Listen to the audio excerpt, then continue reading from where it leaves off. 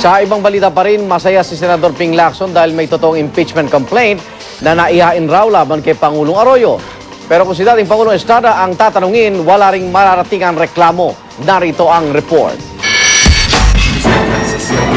Tagumpay na rin daw na may tuturing para sa oposisyon na nasa panig nila ang mga nakapagsampa ng unang reklamong impeachment laban sa Pangulo matapos mapaso ang one-year ban sa paghahain ng reklamo.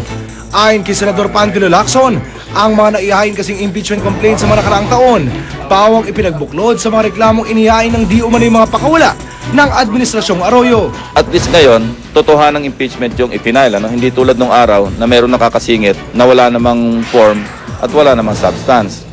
Pero ang kinikilalang leader ng oposisyon, matabang ang pagtanggap sa reklamong itinutulak ni na NBNCT Bill Star Witness Joey De Venecia, Iloilo Vice Governor Rolex Suplico at iba pang grupo. Para sa akin, ang mabuti pa ibuhos lahat nilang kanilang panahon at pag-iisip kung paano malulunasan itong nangyayaring kahirapan sa ating bansa. Ayon pa sa dating Pangulo, walang mangyayari sa reklamo dahil watak-watak din naman daw ngayon ang oposisyon. Sa akin nababalitaan ay hindi magkaisa yung mga minority congressmen at sa aking pananaw sayang lang ma-impeach o hindi ma-impeach hindi naman pwede lokohin ng mga tao. Alam na nila nangyayari sa lokohin administrasyon. Bagay na taliwas sa paniniwala ng tagapagsalita ng United Opposition na si Attorney Adel Tamano. We support the impeachment complaint because naniniwala kami the President has to be accountable. Tumangging sumagot ang palasyo, pero ayon sa kalyado ng Pangulong si House Speaker Prospero Nograles, bukod sa papalapit na rin ang eleksyon, mas dapat daw pagtuunan ng pansin ng oposisyon ang lagay ng ekonomiya. Tiniyak naman ng chairman ng House Justice Committee na si Representative Matt Defensor na dadaan sa tamang proseso ang reklamo. Para sa saksi, Oscar Oida, nag-uulat. Nakatakdang ilabas bukas ng Korte Suprema ang desisyon kaugnay sa petisyon na kumekwestiyon sa Memorandum of Agreement on Ancestral Domain. Ilang lokal na pamahalaan sa Mindanao ang tutol sa naudlot na kasunduang ito sa pagitan ng gobyerno at ng Moro Islamic Liberation Front. Umaasa si Zamboanga City Congresswoman Maria Isabel Climaco na papanig sa kanila ang Korte Suprema. Nauna nang sinabi ni Pangulong Arroyo na hindi pipirmahan ng gobyerno ang MOA kahit ano pa ang maging desisyon ng Korte Suprema. Pero patuloy pa rin daw na isusulong ang pagkakaroon ng pangmatagalang kapayapaan sa Mindanao. Samantala, pinuntiryan ni Senador Ping Lacson na mahigit 1 bilyong pisong ibinayad sa right-of-way para po sa C5 Road Extension Project. Ay kay Lacson matapos kasing magkabayaran ay biglang binago ang ruta ng proyekto. Naanya'y gagawan daw ng mag-asawang sina Senate President Manny Villar at Congresswoman Cynthia Villar. Sa binagong ruta, 12 sa 39 na ari-arian na dinaanan ng proyekto ay pag-aari ng mga Villar. Paliwanag naman ni DPWH Secretary Hermogenes Ebdani Jr. nagbago raw ang ruta ng C5 project dahil sa reklamo ng mga residenteng tinamaan ng proyekto. Para naman kay Senador Alan Peter Cayetano, trial by publicity lang ang tirada ni Lacson laban kay Villar. Hindi pa rin nagbabago ang style ni Senator Madrigal at Senator Lacson na hulugan or installment ang bibigay ng mga ebidensya. And we think precisely because they would prefer a trial by publicity. If that's not conflict of interest, I don't know what is, Mr.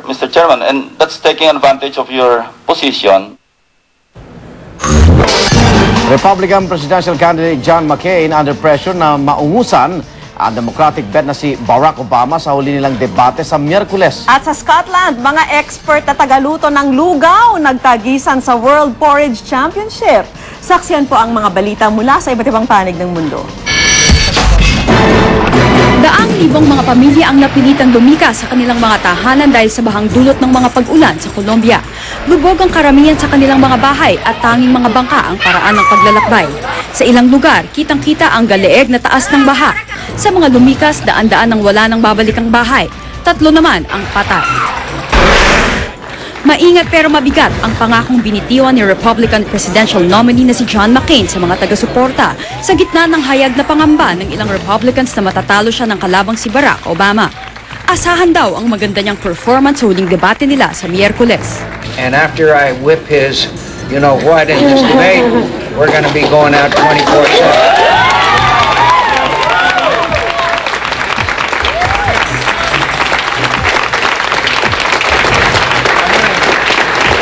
I want to emphasize again, I respect Senator Obama. We will conduct a respectful race.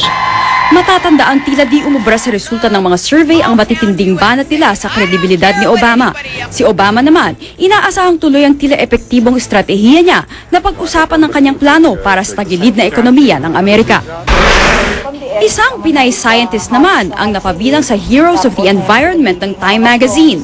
Kinilala sa October 6, 2008 issue ng Time si Dr. Jerchin Primavera sa kanyang pagsusulong sa pagprotekta ng mga bakawan o mangrove forest na ayon sa kanyang sariling pag-aaral ay mahalaga sa sustainable aquaculture o pag-aalaga ng mga lamang dagat para maibenta.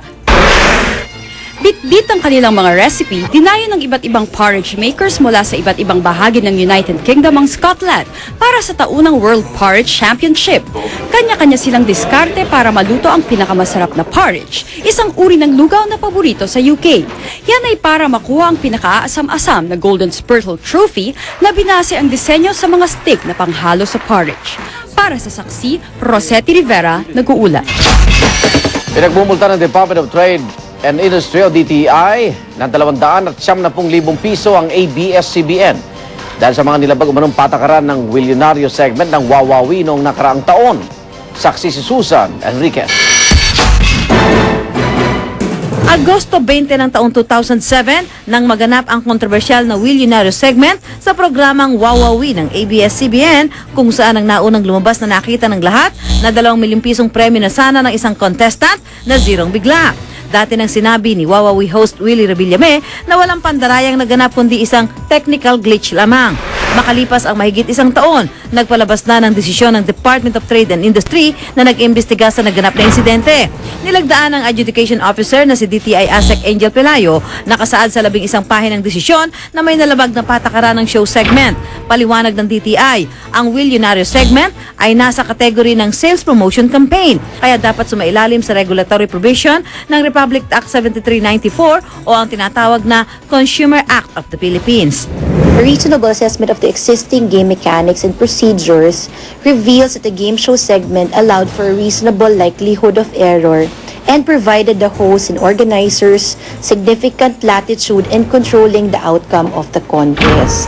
Sa pinalabas na desisyon, pinagbabayad ng ABS-CBN ang administrative fine na 290,000 pesos at pag-execute ng written undertaking. Sinikap ng GMA News na kunin ang reaksyon ng ABS-CBN ukol dito pero hindi raw muna sila magbibigay ng pahayag. Ako si Susan Enriquez, ang inyong saksi. Samantala, binigyang parangal ng lokal na pamahalaan ng Quezon City ang kapuso nating si Jessica Soho bilang isa sa most outstanding citizen ng lungsod. Yan po ay para sa kanyang kontribusyon sa larangan ng broadcast journalism. Ilan sa mga kahanay ni Jessica sina Eddie Romero para sa kategoryang Culture and Arts, Bienvenido Lumbrera para sa Literature, Ambassador Eduardo Cojuangco Jr. para sa Business, Banking at Entrepreneurship at Manuel Marato bilang Civic and Community Welfare Leader. Ayon kay Quezon City Mayor Sonny Belmonte, layo ng gawad parangal na kilalanin ang mga natatangi nilang residente. Kasama ni Jessica sa pagtanggap ng kanyang award, si GMA 7 Senior Vice President for Corporate Services Group, Felipe Yalong. Malaking karangalan ito na bibigyan ka ng pagkilala ng kung saan ka nakatira at nagtatrabaho. So maraming salamat sa ngalan po ng serbisyong totoo. Ako po si Jessica Soho. Salamat po sa Quezon City Government.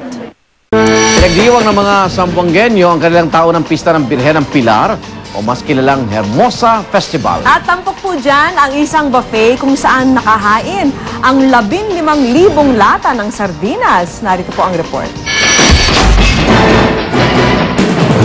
Hitik na hitik sa gimmick ang pagdiriwang ng pista ng mahal na Birhen ng Pilar. Umaga pa lang, pumataw na sa pagsayaw ang iba't ibang grupo ng mga kabataan sa isang street dance contest.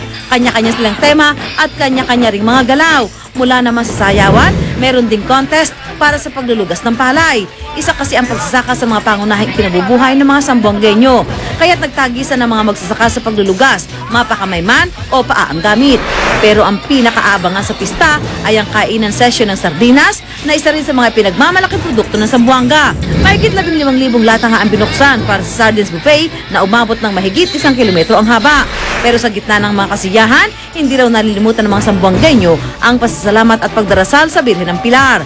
Alay daw nila ang lahat ng ito sa patron na patuloy na nagbabantay at sumusubaybay sa kanilang lungsod. Para sa Saksi, ako, si Susan Enriquez, nag-uulat. Para sa karagdagang balita, patuloy ang tumutok sa GMA News and Public Affairs at mag-log on sa www.gmanews.tv kung saan mapapanood ilang bahagi ng Saksi. Para naman makatanggap ng mga pinakabagong balita via text, type lang ang GMA News Space On at isend sa 4627.